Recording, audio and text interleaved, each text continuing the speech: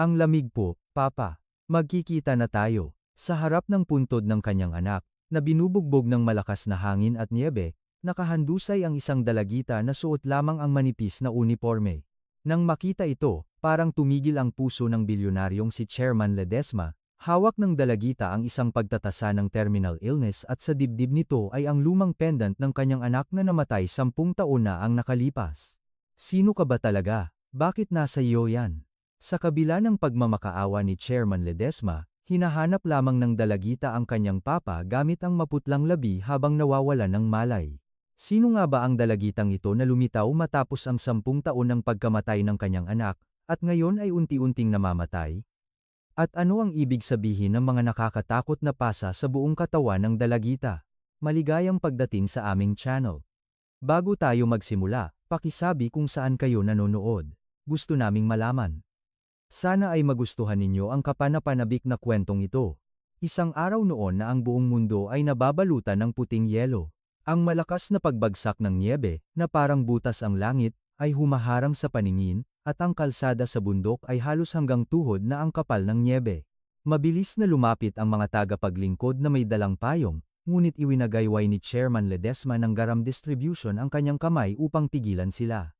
Tabi, sa maikli at matatag na utos ni Chairman Ledesma, umatras ang mga tagapaglingkod ng paatras. Si Jane Ledesma, ang kanyang asawa, na nasa tabi niya, ay mahigpit na hinawakan ang braso ng kanyang asawa nang walang salita.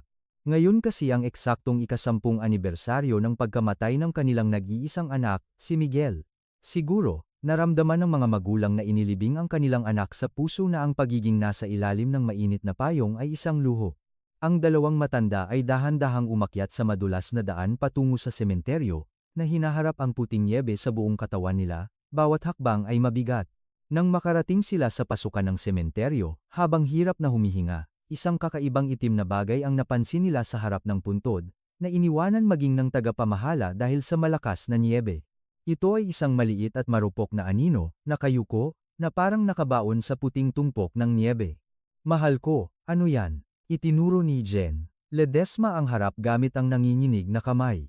Bahagyang pinikit ni Chairman Ledesma ang kanyang mga mata at tiningnang mabuti, hindi ito hayop. Tao ito. Diyos ko. Isang hininga ang lumabas sa bibig ni Chairman Ledesma. Ang nakayakap sa lapida at nanginginig na parang puno ng aspens ay isang bata pang estudyanteng babae. Sa gitna ng taglamig na ito, wala siyang suot maliban sa manipis na uniforme ng taglagas, wala man lang makapal na jacket. Ang balikat at buhok ng bata ay nababalutan na ng niebe. Ang kanyang mga kamay at tainga, na nakalabas ang balat, ay naging pulang-pula na parang namamanhid sa lamig, na nakakapangilabot tingnan. Habang nakatayo sina Chairman Ledesma at Jeneng Ledesma ng tulala, dahan-dahang lumingon ang dalagita na nakaramdam ng presensya. Ang mga pilik mata ng dalagita ay may puting hamog, at ang kanyang mga labi ay asul at walang dugo. Sino ka? Maingat na tanong ni Chairman Ledesma. Sa sandaling iyon, naramdaman ni Chairman Ledesma na parang kinapos siya ng hininga. Ang mga mata ng dalagita ay nakakatakot na kamukha ng litrato ng kanyang anak na si Miguel noong estudyante pa ito, na namatay 10 taon na ang nakalipas. Hindi makapaniwala si Chairman Ledesma sa tanawin, at parang nakadikit ang kanyang mga paa sa lupa, hindi siya makagalaw. Sa nanginginig na kamay ng dalagita ay may hawak na isang piraso ng papel na basa at kulubot dahil sa niebe.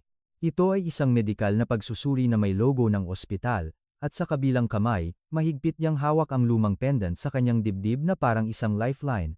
Tiningnan ng dalagita ang mag-asawang Ledesma nang walang tuon ang mga mata at iginalaw ang kanyang labi. Papa, isang mahinang bulong ang kumalat sa pagitan ng snowstorm, tinakpan ni Jeneng Ledesma ang kanyang bibig at nag-alinlangan. Mahina ang ngiti ng dalagita at muling nagsalita, magkikita na tayo.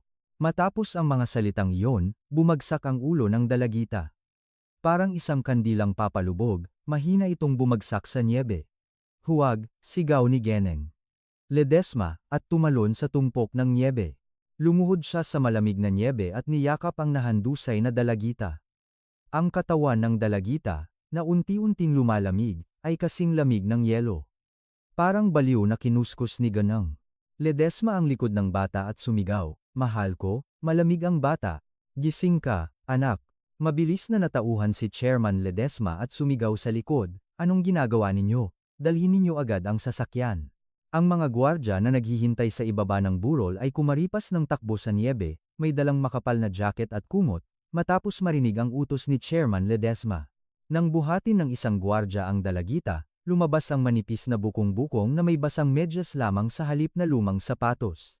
Ang mga malinaw na peklat sa bukong-bukong ay bumilog sa mata ni Chairman Ledesma, lalong kumunot ang noo ni Chairman Ledesma. Nagmamadaling sinakay ng mga tagapaglingkod ang dalagita at bumaba sa bundok. Nakita ni Chairman Ledesma ang lumang pendant na nahulog sa lugar kung saan nahandusay ang dalagita at pinulot ito. Nang buksan niya ang pendant na makintab na sa kakayaman ng paghawak, nanginginig ng husto ang magaspang na kamay ni Chairman Ledesma. Sa loob nito ay ang larawan ng kanyang anak na si Miguel, na nakangiti ng masaya noong 20 taong gulang pa lamang. Bakit ito narito? Ibinagsak ni Chairman Ledesma ang malalaking luha at mahigpit na hinawakan ang pendant. May mainit na bagay na bumalot sa kanyang dibdib, humaharurot ang sasakyan sa kalsada ng bundok, tinatarakan ng snowstorm. Makalipas ang 30 minuto, pagdating sa emergency room ng ospital ng universidad, agad na lumabas ang mga medical staff na nakatanggap na ng abiso. Ang mukha ng dalagita na dinala sa stretcher ay maputlang-maputla na parang bangkay. Agad na naging abala ang emergency room. Naglakad-lakad ng balisa sina Chairman Ledesma at Jenang Ledesma sa labas ng kurtina. Nakasandal ang noo ni Jenang Ledesma sa salamin habang umiiyak. Anak ito ni Miguel. Kung hindi siya magkakaroon ng ganyang mata. Niyakap ni Chairman Ledesma ang balikat ni Jeng Ledesma nang walang salita. Makalipas ang ilang sandali, lumabas ang pinuno ng Emergency Medicine Department na may hawak na chart na may seryosong ekspresyon. Tumayo ang pinuno sa harap ni Chairman Ledesma at malalim na bumuntong hininga. Kumusta ang kanyang kondisyon? Mahinang tanong ni Chairman Ledesma. Ikinibot ng pinuno ang kanyang ulo habang tinitingnan ang chart. Masyadong mababa ang temperatura ng kanyang katawan, at muntik nang huminto ang kanyang puso, kasalukuyan siyang sumasailalim sa intensive care, kaya nalutas na ang agarang problema, ngunit, huminto sandali ang pinuno at tiningnan ang reaksyon ni Chairman Ledesma. Ibig sabihin ay may mas seryosong problema. Sabihin mo, utos ni Chairman Ledesma at nagsalita ang pinuno. Hindi ito simpleng aksidente. Ang kondisyon ng bata ay malubha. Ang acute leukemia ay nasa advanced stage na, at tila hindi siya nakatanggap ng anumang paggamot, leukemia, bulong ni J.N. Ledesma habang hinahawakan ang kanyang dibdib. Ipinagpatuloy ng pinuno ang kanyang sinabi na may malungkot na ekspresyon, "Oo." Bukod pa rito, mayroon siyang matinding malnutrisyon at dehydration. Ang kanyang tiyan ay walang laman, parang hindi siya kumain ng ilang araw. Higit sa lahat, binaba ng pinuno ang kanyang boses at lumapit kay Chairman Ledesma. May mga pasa at bali sa kanyang katawan, hindi ito neglect lamang, ito ay pagtatangkang pumatay, Chairman. Naging malamig ang tingin ni Chairman Ledesma. Ang mga ugat sa kanyang kamao ay umumbok. Malinaw na mayroong nanakit at nagpabaya sa batang may sakit hanggang sa puntong ito, maaari ba siyang mailigtas? Hindi ko masisiguro, ngunit gagawin namin ang aming makakaya, ililipat muna namin siya sa intensive care unit. Abot-abot ang kilos ng mga medical staff habang inililipat ang dalagita.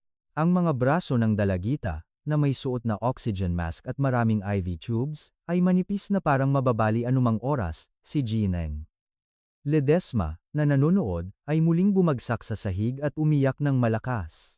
Kawawa naman siya. Gaano kaya kasakit para sa batang iyon? Tiningnan ni Chairman Ledesma ang labas ng emergency room na may pulang mata, ang galit na bumubulusok sa kanyang dibdib ay halos paralisado ang kanyang malamig na katinuan.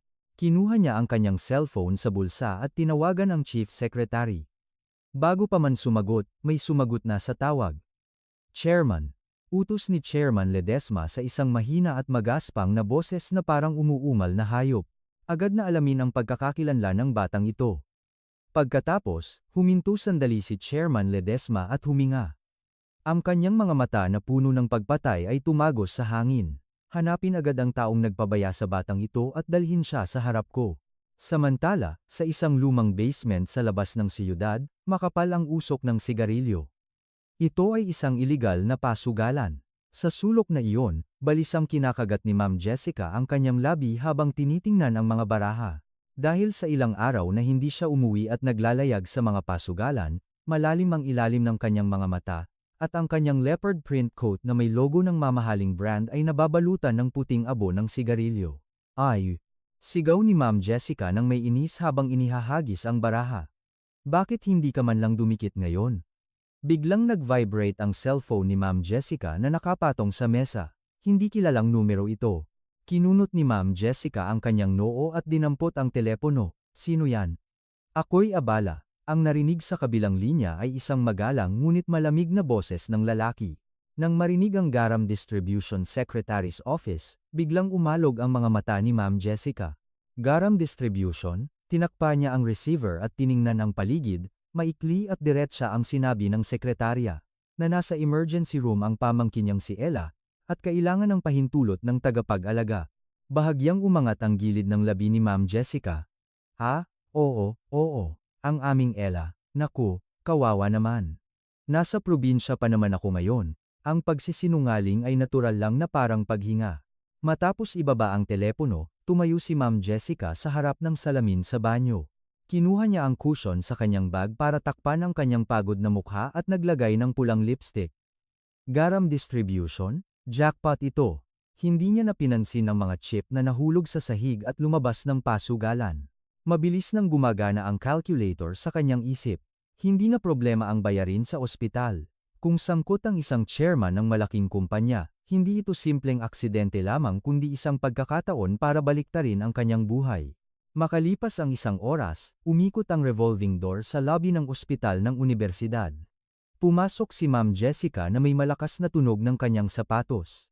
Pagdating niya sa entrance ng emergency room, sinimulan niya agad ang kanyang handa ng pag-arte ng pag-iyak. Ella, nasaan ang aking kawawang Ella?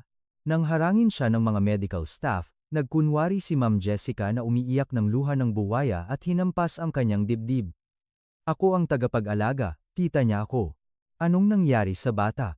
Hindi naman siya patay, hindi ba? Habang ginagabayan ng nurse patungo sa higaan ni Ella, abala pa rin ang kanyang mga mata sa pagtingin sa paligid. Sinuri niya ang mamahaling pasilidad ng VIP area, at ang mga lalaking nakasuot ng itim na suit na nakakalat sa buong lugar. Pagdating niya sa higaan ni Ella na may kurtina, tiningnan ni Ma'am Jessica ang paligid at biglang nagbago ang kanyang ekspresyon. Sobrang drama talaga. Pinindot niya ang pisngi ni Ella na walang malay. Walang bahid ng pag-aalala sa kanyang mga mata. Napunta ang kamay ni Ma'am Jessica sa lumang bag na nakapatong sa ulo ni Ella. Marahas niyang binuksan ang zipper at kinakalikot ang loob. May pera siguro siyang tinatago. Hindi niya ginastos ang ibinigay sa kanya para sa gamot, hindi ba?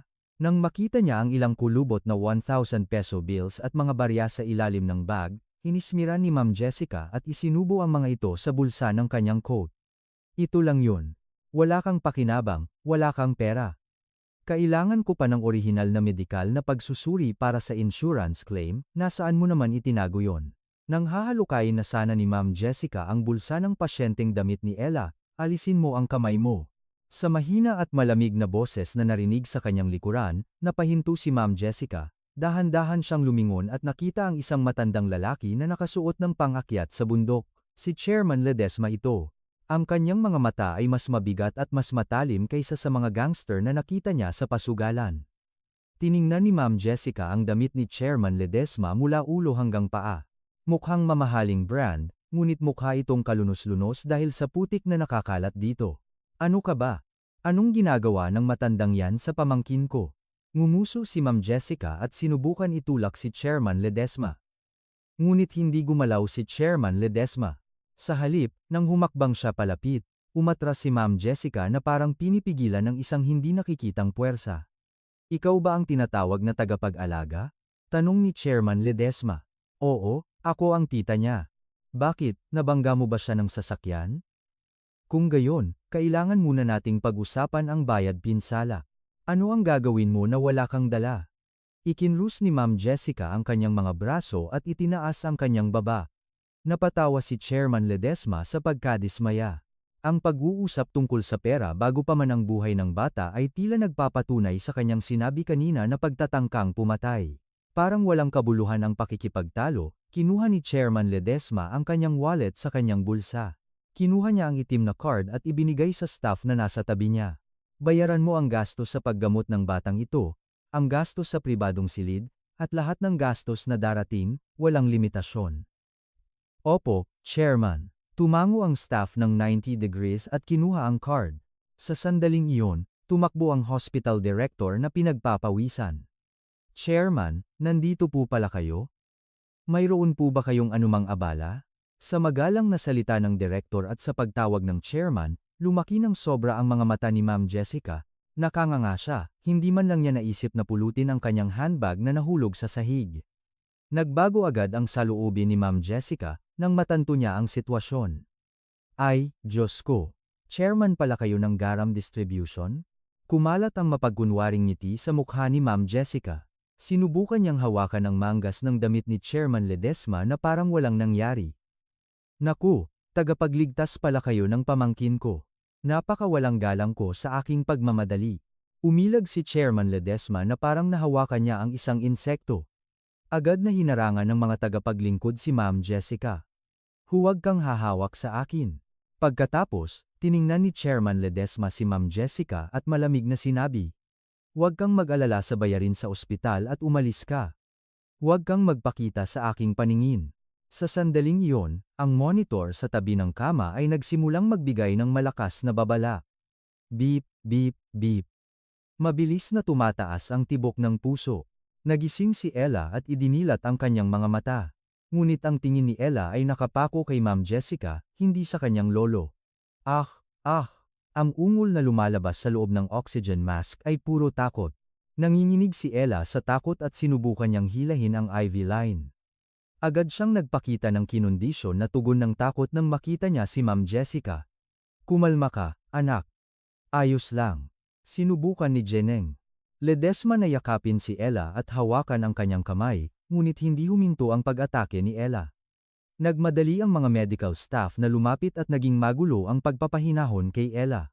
Habang tinutulak si Ma'am Jessica sa likod ng mga gwardya, nagawa pa rin niyang lihim na ikuyom ang kanyang kamao nang magkatinginan sila ni Ella. Hindi rin niya nakalimutan na mag-mumble ng manahimik ka sa kanyang bibig, "Ilalabas niyo siya." Sa utos ni Chairman Ledesma, hinawakan ng mga gwardya ang magkabilang braso ni Ma'am Jessica at kinaladkad siya palabas. "Ako ang tagapag-alaga.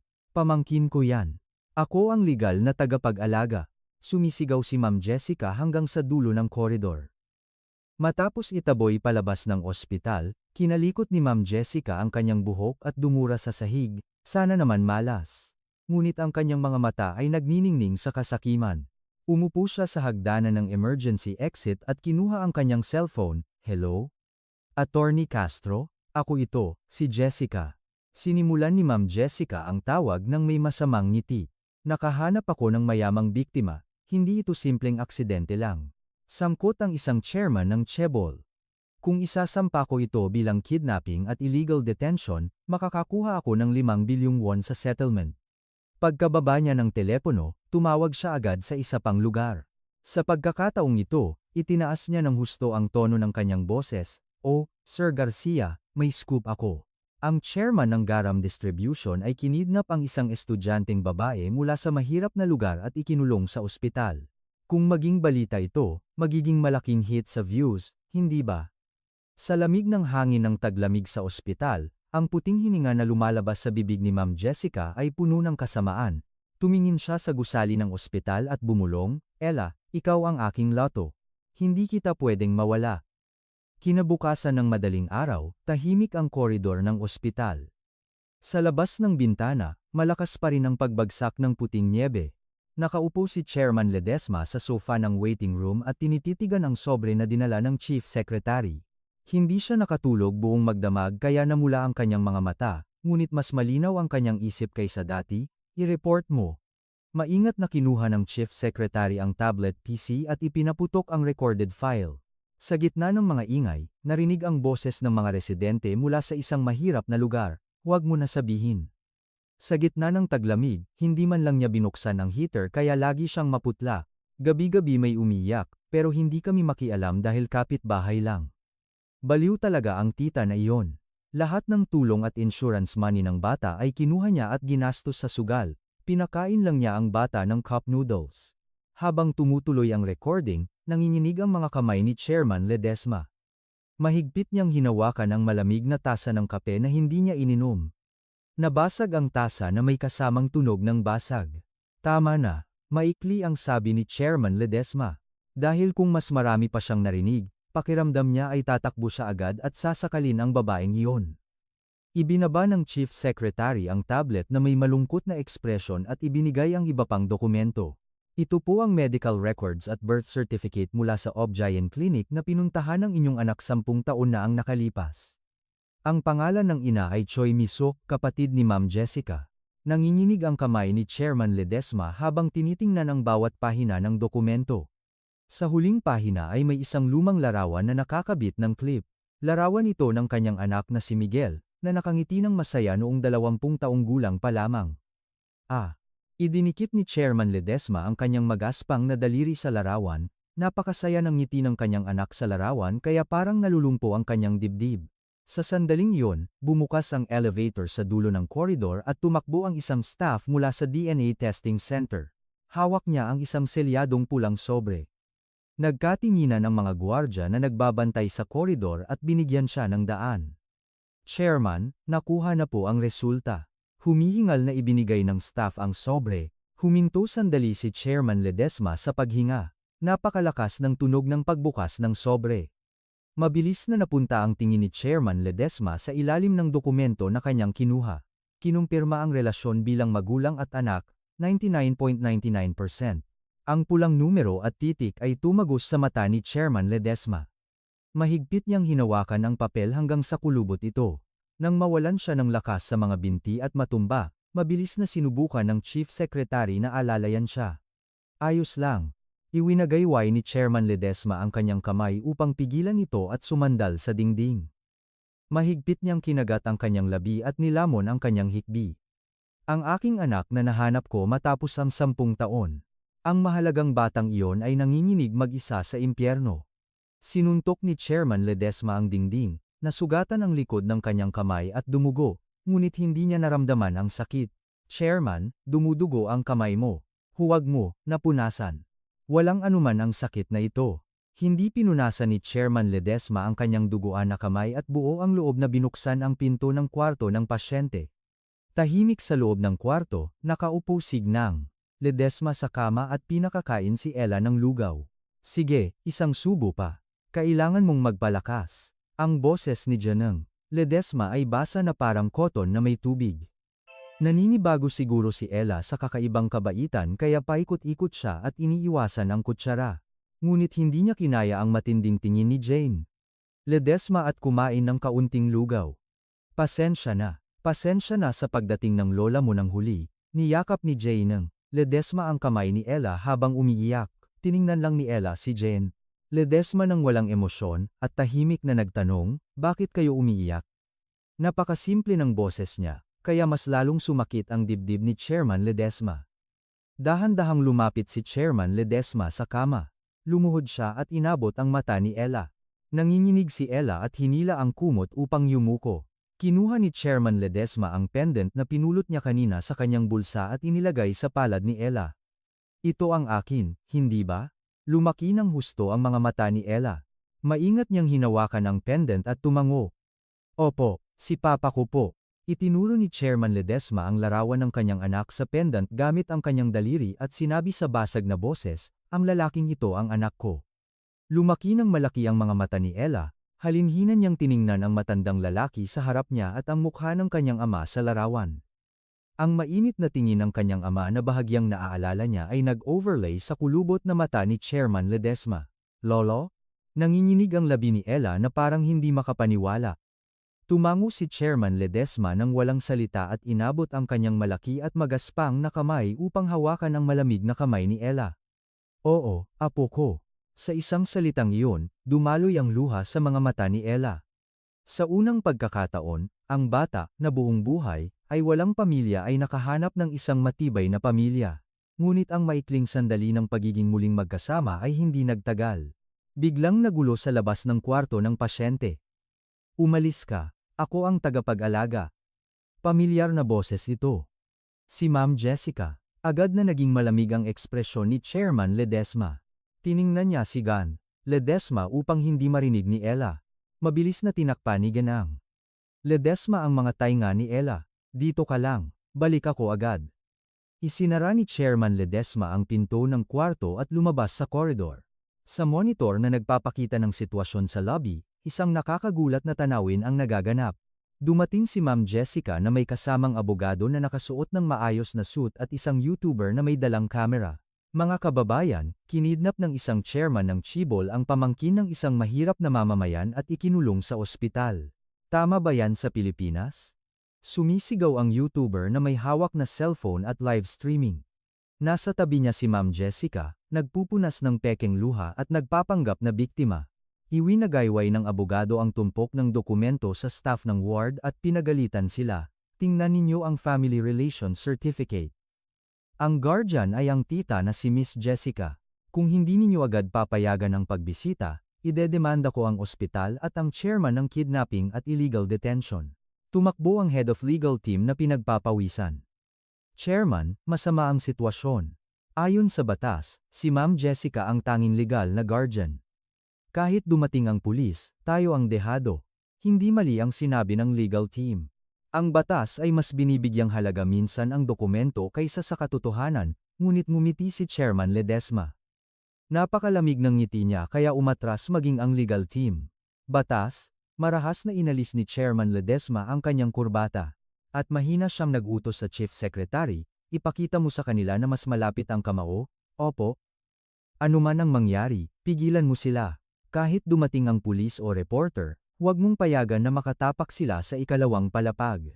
Kung mayroon man lang mangyari sa aking apo, ako mismo ang magiging batas. Nagniningas ang mga mata ni Chairman Ledesma.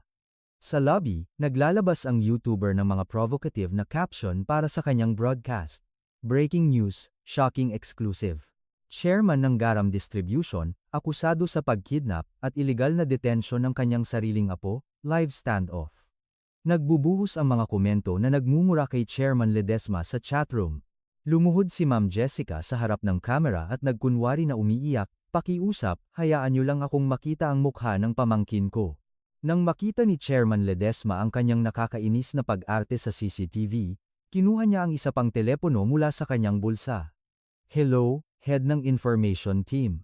Ang boses ni Chairman Ledesma ay mahina na parang isang hukom mula sa impyerno. Agad na imbestigahan ang babaeng hiyan. Lahat ng kanyang kamag-anak hanggang sa ika-8 antas, hukayin mo hanggang sa makahanap ka ng kahit na alikabok, hindi lang ito pagpigil. Kailangan ko siyang ugatin, humukay ka. Sa labas ng bintana, mas lalong lumakas ang snowstorm. Ang kaguluhan sa lobby ng ospital at ang mapanganib na kapayapaan sa kwarto ng pasyente sa pagitan ng dalawang iyon, nagsisimula pa lamang ang digmaan ni Chairman Ledesma. Lumipas ang 3 araw. Sa lobby at koridor ng ospital, doble-triple ang pagkakapuwesto ng mga pribadong gwardya, kaya walang sino mang makakapasok. Matapos mawala ang kaguluhan ni Ma'am Jessica sa kwarto ng pasyente, dumating din ang tahimik na kapayapaan. Sa labas ng bintana, malakas pa rin ang snowstorm, ngunit mainit sa loob ng kwarto ng pasyente dahil sa heater, naghanda si Geneng. Ledesma ng abalone porridge na personal niyang niluto sa bahay at malinis na side dishes sa mesa. Kumalat ang mabangong amoy ng sesame oil sa buong kwarto. Hindi mo gusto ang pagkain sa ospital, hindi ba? Niluto ko ito simula madaling araw, apo. Tikman mo. Nilagay ni Gnang Ledesma ang kutsara ng lugaw na hinipan niya para lumamig sa bibig ni Ella. Bahagyang huminto si Ella nang makita ang mainit na pagkain na umuusok. Sa buong buhay niya, nakakain lang siya ng cup noodles o malamig na pagkain, kaya napakakaiba para sa kanya ang mainit na pagkain na inihanda para sa kanya. Sige, kainin mo na. Sa boses ni Geneng Ledesma na nagmamadali, dahan-dahang binuksan ni Ella ang kanyang bibig. Nang lumunok siya ng mainit at malambot na lugaw, namula ang mga mata ni Ella. Gutom ang pinakamahusay na sausawan, hindi ba? Nagsimulang kumain si Ella ng mabilis, nagsusubo siya ng lugaw hanggang sa mapuno ang kanyang pisngi, na parang isang bata na hindi kumain ng ilang araw. Dahan-dahan, dahan-dahan. Baka mabulunan ka. Pinatong ni Geneng Ledesma ang likod ni Ella sa kanyang pag-aalala at inabot ang baso ng tubig, humihikbi si Ella habang umiinom ng tubig. Masarap po, oo, kumain ka ng marami. Bukas, magdadala ako ng braised short ribs. Nakaupo si Chairman Ledesma sa sofa ng kwarto ng pasyente na may tambak na mga dokumento at nagtatrabaho. Sa likod ng kanyang salamin, paminsan-minsan niyang tinitignan si Ella na kumakain. Nang makita niya na naubos ni kanyang apo ang lahat ng pagkain sa plato, bahagyang ngumiti ang walang ekspresyon na si Chairman Ledesma. Umubo siya at sumenya sa sekretarya. Magbalat ng prutas. Pagkalipas ng ilang sandali, nagsimulang malagas ang buhok ni Ella dahil sa side effects ng chemotherapy. Yumuko si Ella nang malungkot nang makita ang tambak na buhok sa unan. Agad namang kinuha ni Jeneng Ledesma ang iba't ibang kulay ng magagandang bini mula sa shopping bag. Tada! Binili ko yan sa department store para hindi ka ginawin, apo. Uso daw ngayon yan. Isinuot ni Ganang Ledesma ang pink na angora knit hat sa ulo ni Ella at ipinakita sa kanya ang salamin. Ay, Diyos ko, para kang manika. Tingnan mo, lolo. Tingnan mo, kung gaano kaganda ang aming apo. Ibinaba ni Chairman Ledesma ang mga dokumento at ngumiti ng mahina, hahaha. Kanino ba nagmana? Sa lolo niya siguro, kaya matalino. Ngumiti si Ella nang may hiya sa unang pagkakataon nang makita niya ang kanyang sarili sa salamin. Nang makita ng dalawang matanda ang masiglang ngiti, naging masaya sila na parang nasa kanila na ang lahat. Sa loob ng kwarto ng pasyente ay mainit na parang huling bahagi ng tagsibol. Ngunit ang kapayapaang iyon ay isang katahimikan bago ang bagyo. Samantala, sa sulok ng isang franchise cafe malapit sa ospital, nakaupo si Ma'am Jessica na nakakrus ang kanyang mga binti at naiinis na kinakagat ang kanyang straw. Sa harap niya ay nakaupo ang abogado na nakasuot ng maayos na suit at ang YouTuber na kinakalikot ang kanyang camera equipment. Hindi ako makalapit kasi ang daming gwardya. Kung hahaba pa ang oras na ito at magpapatuloy ang operasyon, wala nang silbi, hindi ba? Nagreklamo si Ma'am Jessica habang hinahampas ang mesa. Kalmadong uminom ng kape ang abogado at umiling. Huwag kang mag-alala. Ayon sa batas, ang karapatan sa pagpayag sa operasyon ay nasa legal na guardian. Kahit gaano pa kalakas ang chairman, hindi siya makakalagpas sa operating room nang walang pirma mo, Ma'am Jessica. Iyan ang ating pinakamalaking sandata. So, ang pera, ang 5 bilyong won na iyon, makukuha ko talaga yon, hindi ba? Nagniningning ang mga mata ni Ma'am Jessica sa kasakiman. Sumingit ang YouTuber habang ipinapakita ang screen ng laptop. Walang thrill kung susundin lang natin ang batas. Kailangan nating baguhin ang opinyon ng publiko para buksan ng chairman ang kanyang pitaka. Tingnan mo ito ang thumbnail na ginawa ko. Sa screen ay may nakasulat na provocative na mensahe sa pulang Gothic font. Shocking! Dalawang mukha ng chaebol chairman. Pagkidnap sa sariling apo at pagbibigay ng hindi kilalang gamot. Gamot? Hindi ba sobra naman yan? Tanong ni Ma'am Jessica habang humihikbi. Ngumiti nang may paghamak ang YouTuber at ipinakita ang larawan ng bag ng gamot na pinulot niya sa basurahan ng ospital. Ang chemotherapy ay gamot din. Ang publiko ay walang pakialam sa katotohanan. Sapat na ang pagiging provocative, kung sasabihin lang natin ang salitang narcotic painkiller, sasabog ang views. Ang reputasyon ng chairman ay babagsak sa loob ng oras. Oh, matalino ah. Tumango si Ma'am Jessica sa kasiyahan. Naisip niyang magsigarilyo kaya dinilaan niya ang kanyang labi at kinuskos ang kanyang mga kamay. Sige, siguraduhin nating pasabugin ito para lumuhod ang chairman at ibigay ang lahat ng pera. 9:00 ng gabi. Sa TV ng kwarto ng pasyente, nagpapalabas ng balita. Nakasandal si Ella sa kama at kinakalikot ang kanyang bini, at si Gen Ledesma ay nagbabalat ng prutas. Biglang bumaba ang pulang breaking news caption sa ilalim ng news screen. Breaking news, chairman ng isang kilalang kumpanya ng distribution, akusado sa pagkidnap ng sariling apo at iligal na pagbibigay ng gamot. Ang tingin ni Ella, na kinakalikot ang remote control, ay nakapako sa caption. Nagpatuloy ang balita ng announcer. May lumabas na alegasyon sa isang online broadcast na ang chairman ng isang kumpanya ay sapilitang ikinulong ang kanyang apo sa ospital at nagbigay ng gamot ng walang pahintulot ng tagapag-alaga. Ang YouTuber na iyon ay Kleng! Nahulog ang baso ng tubig sa kamay ni Ella at nabasag sa sahig. Tumalsik ang mga piraso ng salamin at bumuhos ang tubig, ngunit hindi gumalaw si Ella habang nakatitig sa TV ng maputla. Ella, hindi ka ba nasaktan? Agad na pinatay ni Ganeng Ledesma ang TV. Ngunit ang mga mata ni Ella ay nanginginig na ng husto sa takot. Dahil sa akin, si Lolo. Nanginginig ang labi ni Ella at umatras siya sa sulok ng kama. Ang pakiramdam ng pagkakasala na ang kanyang pag-iral ay magiging isang hindi maaalis na bahid sa kanyang lolo ay pumiga sa dibdib ng bata. Hindi, Ella, puro kasinungalingan lang yan. Huwag mong pansinin. Sinubukan ni Jen. Ledesma na yakapin si Ella, ngunit yumuko si Ella at umiling. Tok, tok. Sa sandaling iyon, bumukas ang pinto ng kwarto ng pasyente at pumasok ang hospital director na may seryosong ekspresyon. Lumapit siya kay Chairman Ledesma at yumuko ng may hirap. Chairman, mag-usap po tayo sa labas. Tiningnan ni Chairman Ledesma si Ella at lumabas sa koridor na may mabigat na ekspresyon. Pinunasan ng hospital director ang pawis at sinabi, Chairman, napakasama ng opinyon ng publiko. Halos paralisado na ang operasyon ng ospital. Nag-aalala ang mga pasyente, at dumadami ang mga tawag ng reklamo, kaya kailangan din po ninyong isipin ang aming panig. Ang mga salita ng hospital director ay magalang, ngunit malinaw ang ibig sabihin. Ipinapayo niya ang paglabas ng ospital bago pa man lalong lumakas ang ingay, kumunot ang kilay ni Chairman Ledesma. Kaya, itataboy mo ang apo ko sa kalye? Magkano ba ang perang ibinigay ko sa ospital na ito nang itayo ko ang cancer center? Dahil lamang sa chismis ng YouTuber, sinasabihan mo ako ng ganito? Sa utos ni Chairman Ledesma, umurong ang hospital director. Hindi po. Hindi po iyon ang ibig kong sabihin, kundi isang mapayapang kasunduan. Kasunduan? Manahimik ka hanggang matapos ang operasyon ng apo ko, kung marinig ko pa ang salitang paglabas ng ospital, hindi mo na mapapanatili ang iyong posisyon bilang hospital director. Pinauwi ni Chairman Ledesma ang hospital director at bumalik sa kwarto ng pasyente, ngunit ang kanyang puso ay mabigat na parang 1,000 kilo. Nakatakip ang kumot ni Ella hanggang ulo habang umiiyak ng tahimik. Ang regular na paggalaw ng kumot ay parang pumupunit sa dibdib ni Chairman Ledesma. Ipinangako kong poprotektahan ko siya. Umupo si Chairman Ledesma sa ulo ni Ella na nagkunwaring tulog at hinimas ang kumot gamit ang nanginginig na kamay. Ang mga araw, na abala siya sa trabaho at iniwan niyang nag-iisa ang kanyang anak ay mabilis na lumipas sa kanyang isip. Hindi na niya pwedeng ulitin ang parehong pagkakamali, ding.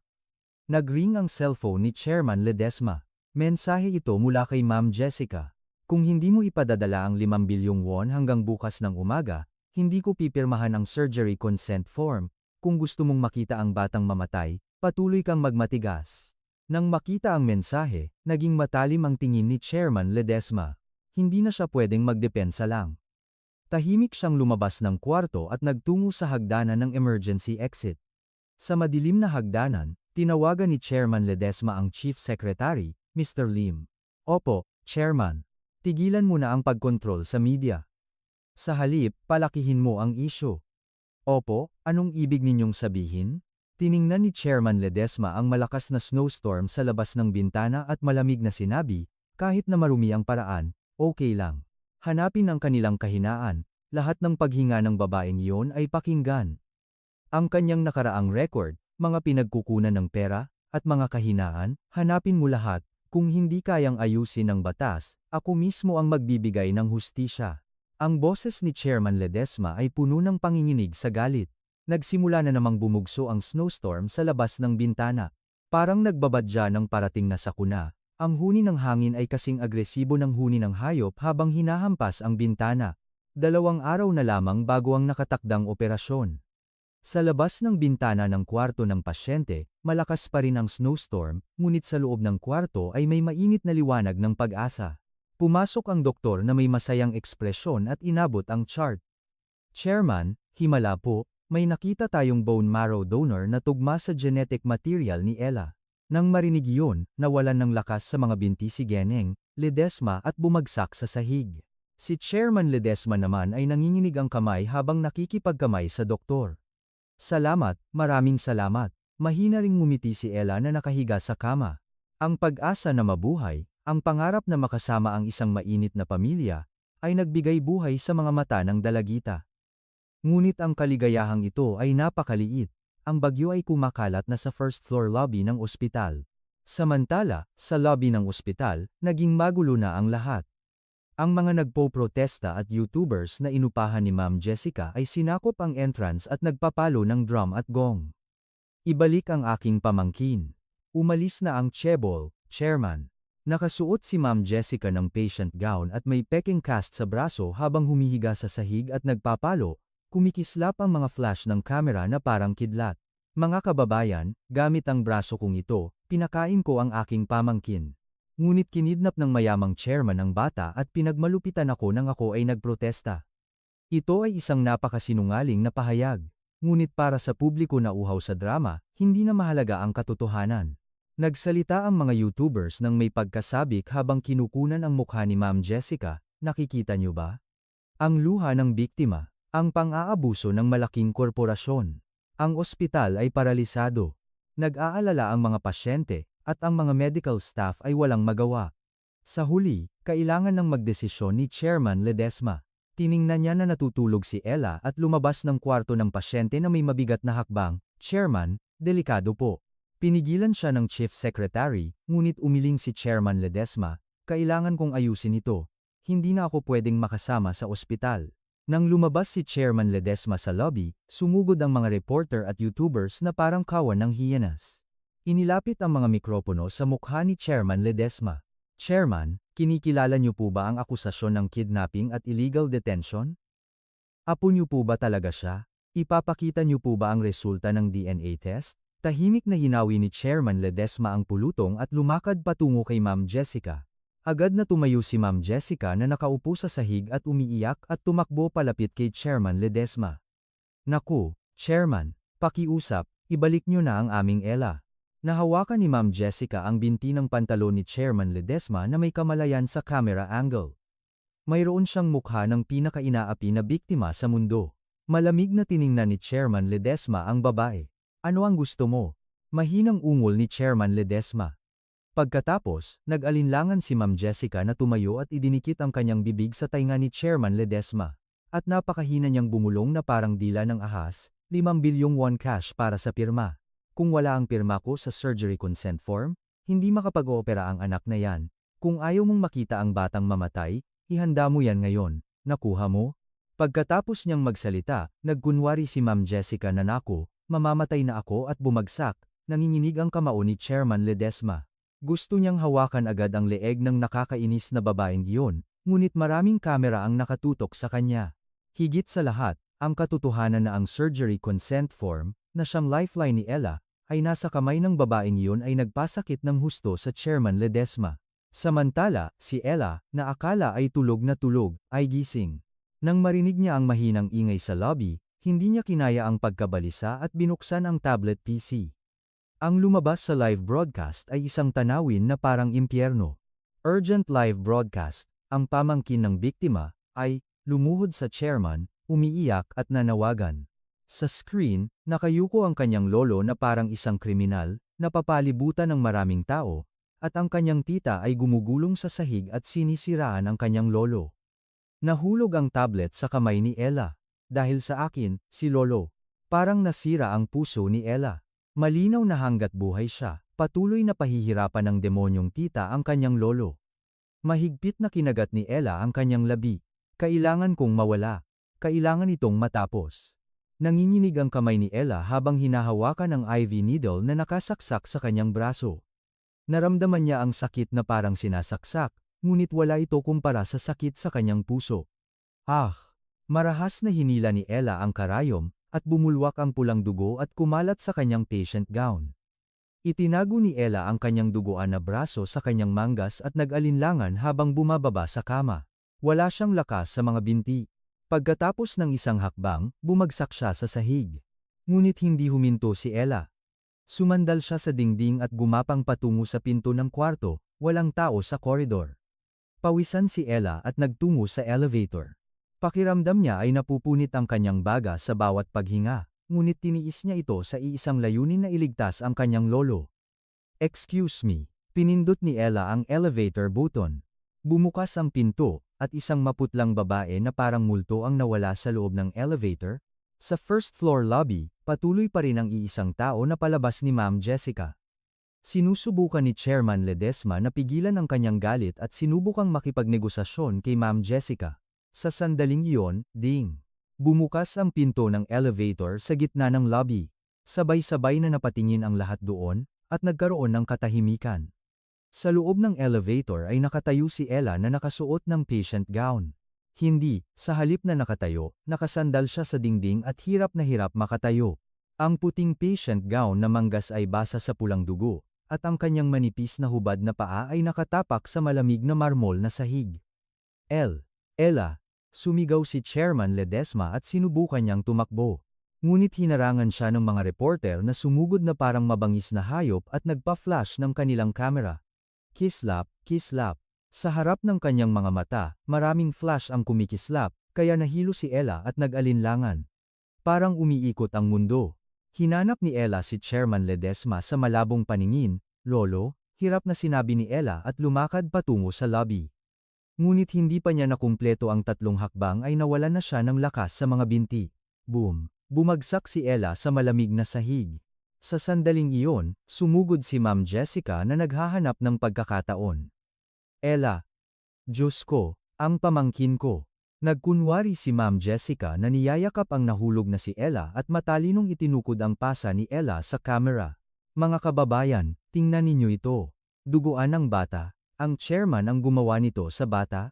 Sa sigaw ni Ma'am Jessica, nagkagulo ang mga YouTubers at inilapit ang kanilang camera. Sinubukan ni Ella na kumawala sa yakap ni Ma'am Jessica, ngunit mahina ang kanyang katawan. Ito. Hindi. Umaungol si Ella sa sakit at inabot ang kanyang kamay patungo kay Chairman Ledesma. Lolo, umalis po kayo. Pakiusap, dahil sa akin. Napakahina ng boses ni Ella kaya nalunod ito sa ingay. Pakiramdam ni Chairman Ledesma ay bumabaliktad ang kanyang dugo. Umalis ka, agad na umalis ka. Tinulak ni Chairman Ledesma ang mga gwardya at sinubukan niyang lusutan ang pulutong gamit ang kanyang katawan. Ngunit kinubkob ni Ma'am Jessica si Ella na parang isang bihag at hindi siya binitawan.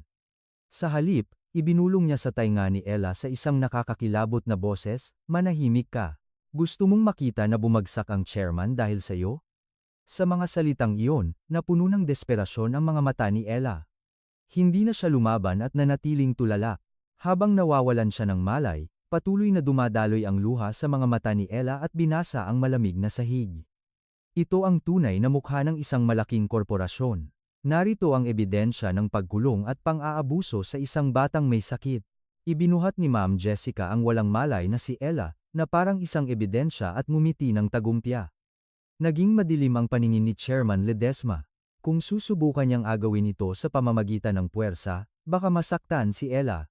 Sa kawalan ng magawa, mahigpit na ikinuyong ni Chairman Ledesma ang kanyang kamao hanggang sa dumugo ito. Sa labas ng revolving door ng lobby, mas lalong lumakas ang snowstorm at nilamon ang mundo sa puting nyebe. Ang tunog ng sirena ng police car ay umalingaw-ngaw at bumasag sa kaguluhan sa lobby ng ospital.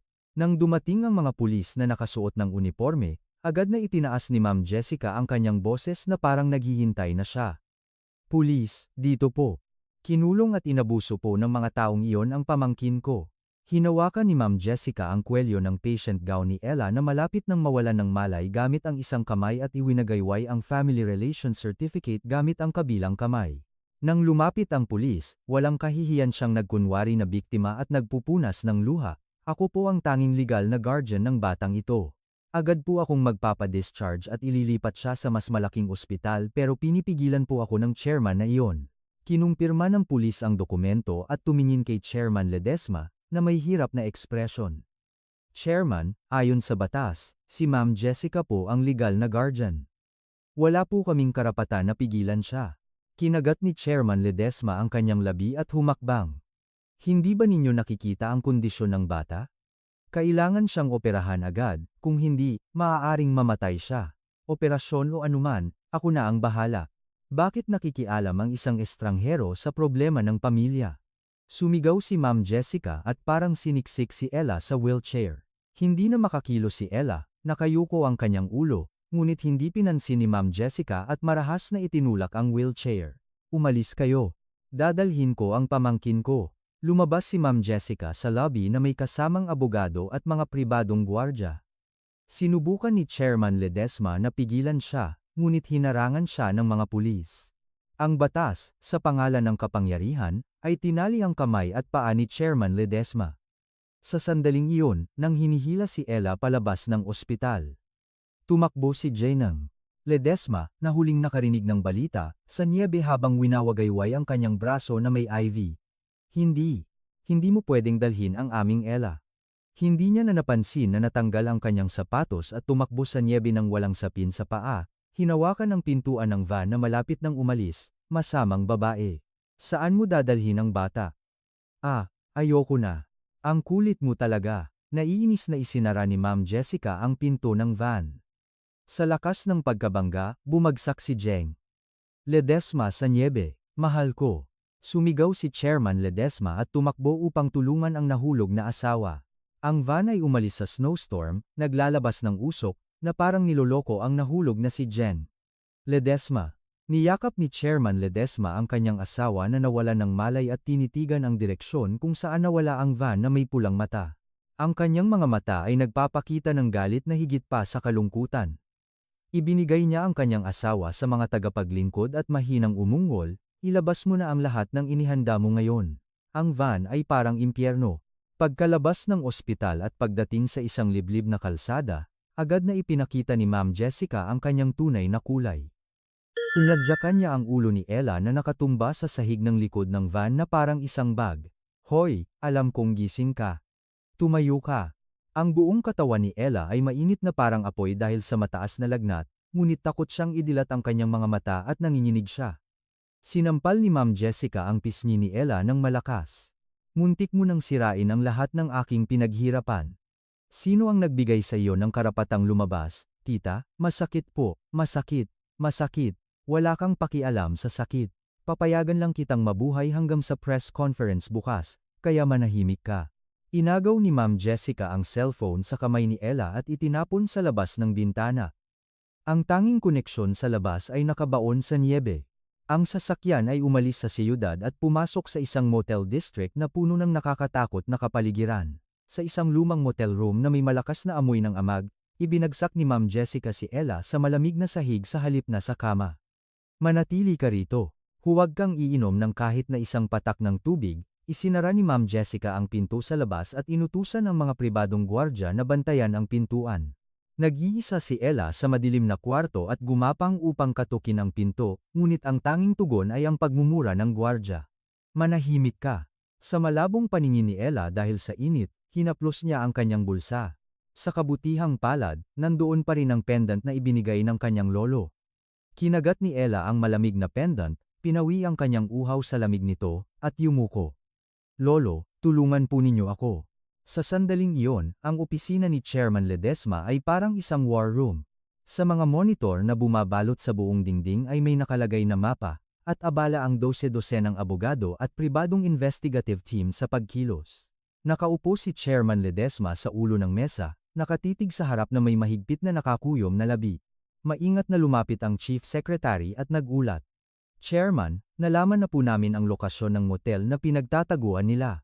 Ire-report po ba namin sa pulis? Hindi, matatag na umiling si Chairman Ledesma. Kung pupunta ang pulis ngayon, malamang na magiging walang kabuluhan lang ito na parang problema ng pamilya.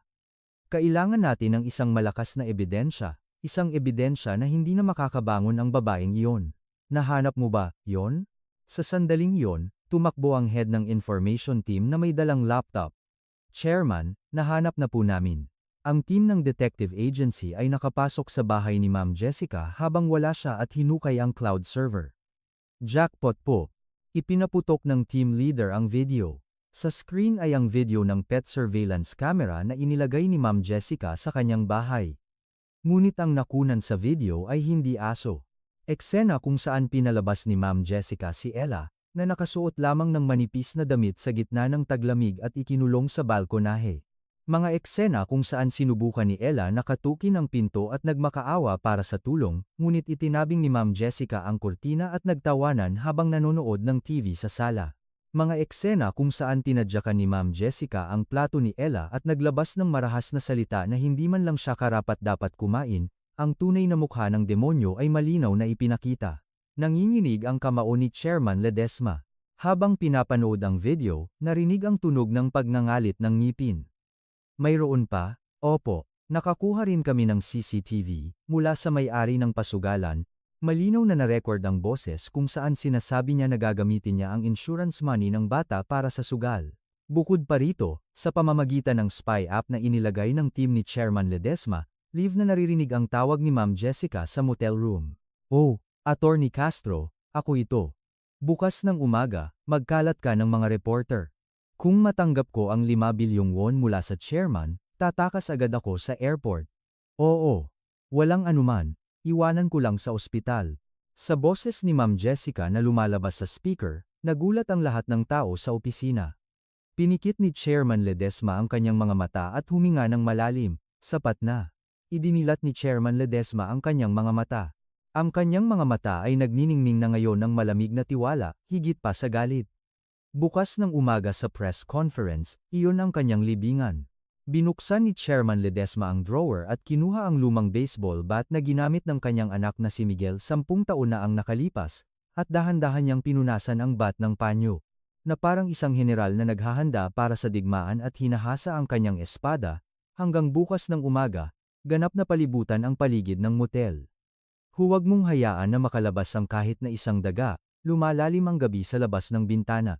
Nakikipaglaban si Ella para sa kanyang buhay sa malamig na sahig ng motel, at si G. Eneng Ledesma ay nagdarasal habang inaamoy ang una ni Ella sa walang laman na kwarto ng ospital, at si Chairman Ledesma ay nagbabantay buong gabi, naghihintay sa oras ng paghuhukom.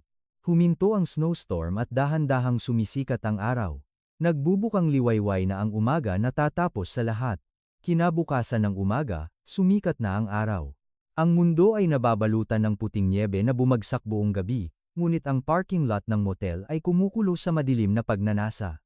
Maraming reporter ang nagtipon upang saksihan ang press conference na inanunsyo ni Ma'am Jessica. Ang mga tripod ng kamera ay nakaharang na parang barikada, at ang usok na lumalabas mula sa mga sasakyang pangbalita ay naghalo sa puting hininga. "Palabas na po sila. Pakihawi po ang daan." Sa sigaw ng abogado, bumukas ang pinto ng motel. Lumabas si Ma'am Jessica na may pinakamalungkot na ekspresyon sa mundo habang itinutulak ang wheelchair. Nakaupo si Ella sa wheelchair na nakayuko. Maputla ang mukha na naging abo, gulong-gulo ang buhok, at ang manipis na bukong-bukong na nakalantad sa manipis na patient gown. Ang kanyang hitsura ay malinaw na isang biktima ng pang-aabuso. Ngunit wala pa ring nakakaalam kung sino ang naging sanhi ng pang-aabuso. Tumayo si Ma'am Jessica sa harap ng maraming mikropono. Nagpunas siya ng luha gamit ang kanyang inihandang panyo at nagsalita sa nanginginig na boses, "Mga iginagalang na mamamayan, narito ako ngayon upang ilantad ang kasuklam-suklam na mukha ng isang malaking korporasyon. Ang mga taong iyon, na iniisip na kayang bilhin ng pera ang lahat, ay kinidnap ang aking nag-iisang pamangkin." Bumuhos ang mga flash na parang ulan. Inilagay ni Ma'am Jessica ang kanyang kamay sa balikat ni Ella at nagpatuloy sa kanyang pag-arte ng pag-iyak. "Tingnan ninyo ang kondisyon ng batang ito. Anong ginawa sa kanya sa ospital? Hindi na siya makapagsalita o makalakad. Ayoko ng kahit na isang sentimo. Ang gusto ko lang ay ang kaligtasan ng aking pamangkin." Sa sandaling iyon, may malakas na tunog na yumanig sa lupa, at isang malaking anino ang bumalot mula sa pasukan ng parking lot. 3 truck na may malalaking LED billboard ang pumasok na nagtatalsikan ng putik. Pinalibutan ng mga truck ang press conference area at hinarangan ang pasukan. "Ano yan? Ano yan?" Nagbulungan ng mga reporter at inikot ang kanilang camera. Agad na nagbago ang mukha ni Ma'am Jessica. "Anong ginagawa ninyo? Alisin niyo agad ang mga truck." Sumigaw si Ma'am Jessica, ngunit ang kanyang boses ay nalunod sa malakas na tunog ng malaking speaker. Bumukas ang itim na screen sa truck at nagsimulang mag-play ng high-definition video, "Churcher."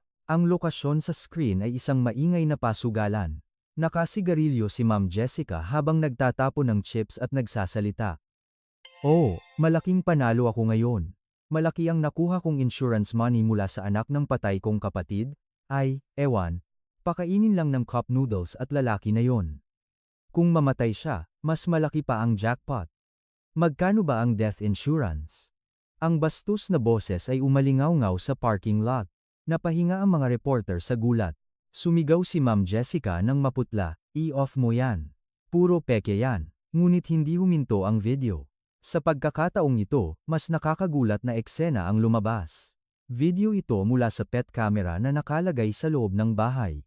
Malinaw na nakita ang likod ni Ma'am Jessica na pinalabas si Ella na nakasuot lamang ng manipis na t-shirt sa balkonahe sa gitna ng taglamig. Tita, pasensya. Na po, buksan niyo po ang pinto. Ginaw na ginaw po ako. Nagmakaawa ang batang Ella sa video habang kinakatok ang salamin na pinto, ngunit isinara ni Ma'am Jessica ang kurtina at nahiga sa sofa habang nagpapalit ng channel ng TV. Sa nakakatakot na eksenang iyon, nagulat ang lahat ng tao sa lugar. Agad na nagbago ang tingin ng mga reporter. Nawala ang awa at naging tingin ng mabangis na hayop na naghahanap ng biktima, nakatutok kay Ma'am Jessica. Ma'am Jessica, totoo po ba ang video na iyan? Totoo po bang inabuso niyo ang inyong pamangkin at ninakaw ang insurance money? Sumugod ang mga mikropono kay Ma'am Jessica na parang sibat. Umurong si Ma'am Jessica at hinanap ang abogado, ngunit ang abogado ay nawala na sa pulutong na parang daga, matapos niyang matanto na dehado na ang sitwasyon. Hindi, puro peke yan. Ginawa yan ng chairman gamit ang pera. Sumigaw si Ma'am Jessica nang may galit. Sa sandaling iyon, nahati ang pulutong na parang dagat na pula. Lumakad si Chairman Ledesma na nakasuot ng itim na trench coat. Sa likod niya ay sumunod ang mga detective mula sa Regional Investigation Unit ng pulisya na parang pader. Ang ekspresyon ni Chairman Ledesma ay malamig, halos parang yelo. Umakyat siya sa entablado at inagaw ang mikropono na hawak ni Ma'am Jessica at ibinagsak sa sahig. Basag. Sa tunog ng pagbasag ng mikropono, naging tahimik ang lugar na parang binuhusan ng malamig na tubig. Tiningnan ni Chairman Ledesma si Ma'am Jessica na nanginginig sa takot at malinaw na sinabi sa isang mahina ngunit matatag na boses, hindi pera ang kabayaran sa pagpapahirap sa apo ko, kundi ang batas. Sa hudyat ni Chairman Ledesma, sumugod ang mga detective. Miss Choi Mija, inaaresto ka namin sa kasong paglabag sa Child Welfare Act, aggravated assault, fraud, at embezzlement. Klang. Ikinabit ang malamig na posa sa pulso ni Ma'am Jessica. Umupo si Ma'am Jessica sa sahig at nagpumiglas. Hindi, ako ang tagapag-alaga. Bakit nakikialam ang pulis sa problema ng pamilya ng iba? Gumulong siya sa niebe at nagpakita ng masamang asal, ngunit malamig ang ekspresyon ng mga reporter na kumukuha ng larawan. Walang sino man ang naawa sa kanya. Sa gitna ng kaguluhan, hirap na itinaas ni Ella ang kanyang ulo habang nakaupo sa wheelchair. Sa malabong paningin, nakita niya ang kanyang lolo. Lolo. Napakahina ng boses ni Ella na parang kagat ng lamok, ngunit parang kulog ito kay Chairman Ledesma. Tumakbo si Chairman Ledesma sa harap ng wheelchair at lumuhod. Ella, nandito na si Lolo. Itinaas ni Ella ang kanyang nanginginig na kamay at hinawakan ang damit ni Chairman Ledesma, at buong lakas niyang sinabi sa paos na boses, hindi po siya ang tita ko, demonyo po siya. Ang isang salitang iyon ang naging huling suntok. Sa sandaling iyon, nasira ang kasinungalingan ni Ma'am Jessica. Pagkatapos niyang magsalita, nahulog si Ella sa yakap ni Chairman Ledesma na parang nawalan ng tensyon. Oo, alam ko, ayos lang ngayon. Hinubad ni Chairman Ledesma ang kanyang makapal na coat at niyakap si Ella, at buong lakas niyang binuhat si Ella. Ang manipis na katawan ng kanyang apo ay kasinggaan ng balahibo, na mas lalong nagpasakit sa dibdib ni Chairman Ledesma. Umalis kayo. Kailangan ng apo ko ang ospital. Nang sumigaw si Chairman Ledesma, mabilis na binigyan ng daan ang mga reporter. Tumakbo si Chairman Ledesma patungo sa naghihintay na makabagong ambulansya. Sa likod, narinig ang sigaw ni Ma'am Jessica na sapilitang isinasakay sa police car. Jessica, akala mo ba makakaligtas ka sa ginawa mo? Puro pera lang ang lahat, hindi ba? Hindi, hindi. Isinubsob ni Ma'am Jessica ang kanyang mukha sa bintana ng police car at nagmura. Ngunit ang nakikita lamang sa kabilang bintana ng sasakyan ay ang mapagmataas na likod ni Chairman Ledesma. Nagsara ang pinto ng ambulansya at bumalot ang mainit na hangin ng heater sa buong katawan ni Ella. Hinawakan ni Chairman Ledesma ang kamay ni Ella na may oxygen mask at idinikit sa kanyang pisngi. Unti-unting bumalik ang init sa malamig na kamay ni Ella. Idinilat ni Ella ang kanyang mga mata na may kunot ang noo. Nakita niya ang basa ng mga mata ng kanyang lolo.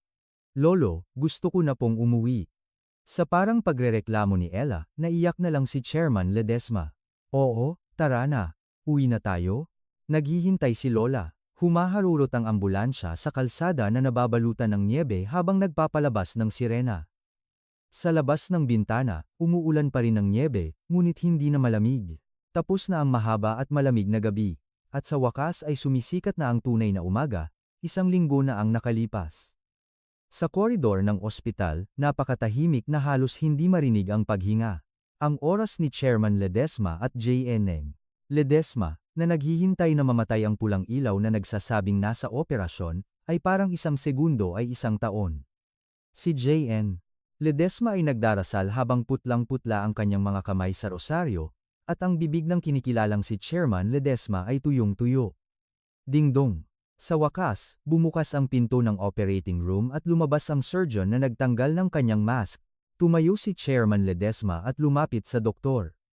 Hindi niya kayang magsalita, kaya sa pamamagitan lamang ng tingin niya nagtanong si Chairman Ledesma. Ngumiti ang doktor, at itinaas ang kanyang hinlalaki. Matagumpay po. Maganda po ang pagkakapuwesto ng bone marrow. Sa isang salitang iyon, nawalan ng lakas sa mga binti si Jane Ledesma, at bumagsak sa sahig. Salamat, Diyos ko. Maraming salamat, umiyak si Jane Ledesma at hinampas ang sahig. Hinawakan ni Chairman Ledesma ang 2 kamay ng doktor nang nanginginig. Ang lalaking hindi kailanman yumukod sa sinuman sa buong buhay niya ay yumukod ng 90 degrees. Salamat, maraming salamat.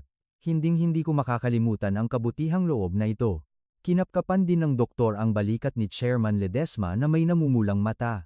Sa labas ng bintana, huminto ang matagal na snowstorm, at isang sinag ng mainit na sikat ng araw ang tumago sa harap ng operating room mula sa pagitan ng mga ulap, at lumipas ang 1 taon. Sa sementeryo na nababalutan ng malamig na nyebe, namumukadkad na ang maputlang pink na cherry blossoms. Sa bawat paghipo ng hangin ng tagsibol, ang mga talulot ng bulaklak ay kumakalat na parang nyebe. Ang dalagitang nakahandusay sa nyebe, na may manipis na katawan 1 taon na ang nakalipas ay wala na doon. Sa halip, naroon ang isang estudyanteng babae na may mataba na pisngi at malusog na mukha. Si Ella ito, na nakasuot ng maayos na uniforme. Papa, nandito na po ako. Sinabi ni Ella nang masaya habang inilalagay ang bulaklak ng carnation sa harap ng lapida. Sa mga daliri ni Ella na humahaplos sa larawan ng kanyang ama na nakaukit sa lapida, wala na ang bakas ng frostbite. Nag-number 1 po ako sa buong klase sa midterms. Ang lolo ko po ay tuwang-tuwa, muntik na po siyang magdaos ng party sa buong barangay. Kinuha ni Ella ang kanyang report card sa bag at inilagay sa lapida. Sa likod niya, nakaupo sina Chairman Ledesma at Jane Ledesma sa isang picnic blanket at masayang pinapanood ang tanawin. Mahal ko, mapupunit ang bibig ng anak mo. Nagawa ni Ella ang hindi niya nagawa na number 1, nang magbiro si Jane Ledesma, umubo si Chairman Ledesma at tumawa. Hahaha. Kanino ba nagmana? Sa lolo niya siguro kaya matalino. Umupo ang 3 sa ilalim ng cherry blossom tree. Naglabas si J.N. Ledesma ng kimbap at fruit lunchbox na personal niyang inihanda simula madaling araw.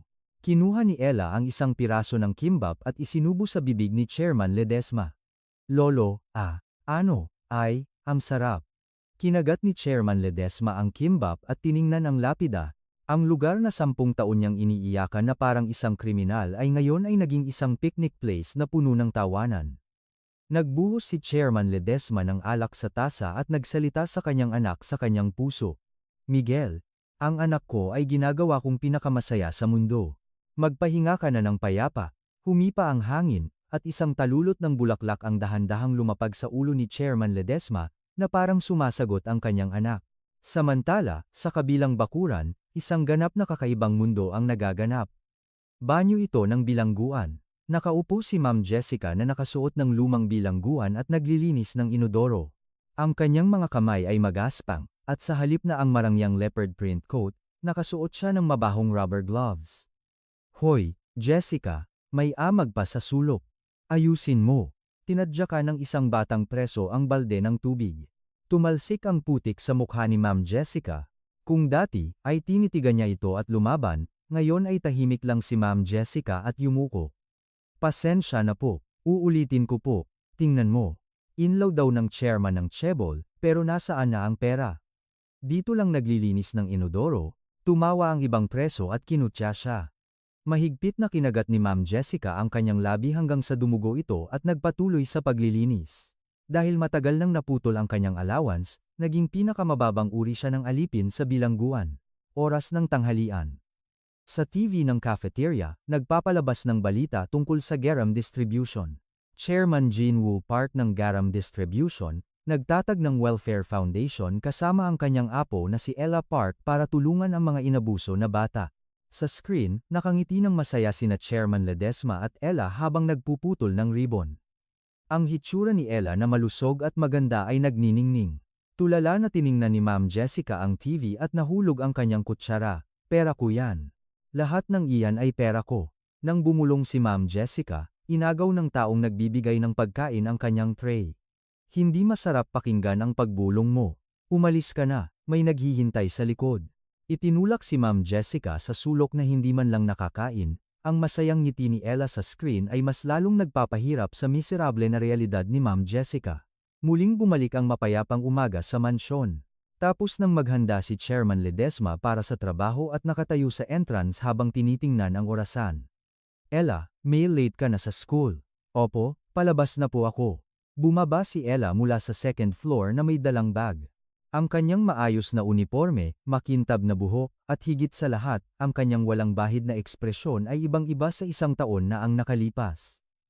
Huwag kang tumakbo, baka madapa ka. Kinuha ni Chairman Ledesma ang bag ni Ella at binuksan ang pinto ng entrance. Sa harap ng gate ay may naghihintay na itim na sedan. Lolo, pupunta pa rin po kayo sa harap ng school ngayon? Tinitingnan po ako ng mga bata, ngumuso si Ella at nagreklamo. Ngunit hindi niya gusto ang ekspresyon niya. Ha ha ha. Ang isang chairman ay pupunta sa school ng kanyang apo, sino ang magrereklamo? Sumakay ka na. Personal na binuksan ni Chairman Ledesma ang pinto ng kotse. Bago sumakay sa kotse, niyakap ni Ella ang leeg ni Chairman Ledesma at hinalikan ang kanyang pisngi. Paalam po, mahal kita, lolo. Ano, mag-ingat ka, kita tayo mamaya.